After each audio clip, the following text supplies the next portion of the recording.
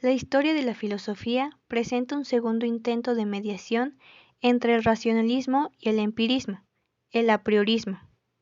Entendemos a priori como antes de la experiencia.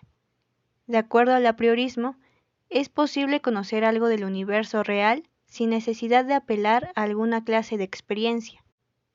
Nuestro conocimiento presenta, en sentir de esta dirección, elementos a priori, independientes de la experiencia, factores de naturaleza formal. No son contenidos sino formas del conocimiento. Estas formas reciben su contenido de la experiencia. El principio del apriorismo dice: los conceptos sin las intuiciones son vacíos, las intuiciones sin los conceptos son ciegas. El factor a priori no procede, según él, de la experiencia, sino del pensamiento de la razón. En el apriorismo, el pensamiento se conduce espontánea y activamente. El fundador de este apriorismo es Kant. Declara que la materia del conocimiento procede de la experiencia y que la forma procede del pensamiento. Con la materia se significan las sensaciones.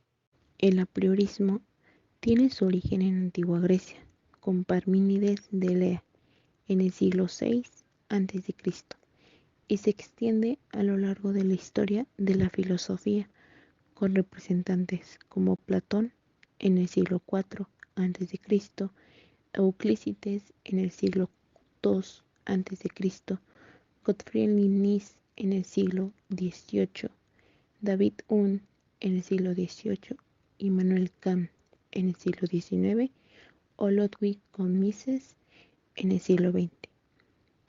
A priori y a posteriori son dos tipos de conocimiento que nos llevan a la verdad de forma diferente. De esta forma, el apriorismo defiende que no se necesita directamente de la experiencia, la observación o la investigación para que una cuestión concreta se establezca como verdadera o real, porque es algo que es sabido, algo que todos conocemos o que es preconcebido, una obviedad, un conocimiento universal, eterno y que implica ir directamente de la causa al efecto. Lo realizamos antes de estudiarlo. Desde el apriorismo se establece que lo que se da por verdadero descansa directamente en el significado de lo que decimos, en las palabras que forman una frase. Lo que Kant define como proposiciones analíticas, proposiciones donde el valor de la verdad se encuentra en el significado de los términos que usamos. Es decir, nosotros aprendemos el significado de los términos que usamos en una frase y que entendemos directamente sin tener que llevar una constatación o investigación empírica. Proposiciones sintéticas. Características del apriorismo. En este sentido, el apriorismo se caracteriza por intentar conciliar el racionalismo y el empirismo. El apriorismo nos dice que los elementos a priori son los elementos o recipientes vacíos que forman parte de la razón y del pensamiento que nosotros vamos rellenando a través de la experiencia. Sin embargo, llegamos a la razón y al pensamiento de forma espontánea y no exclusivamente a través de la experiencia. Un razonamiento sin experimentación. El conocimiento se conforma de la experiencia y del pensamiento. El conocimiento se fundamenta en la experiencia, pero no es totalmente dependiente de esta.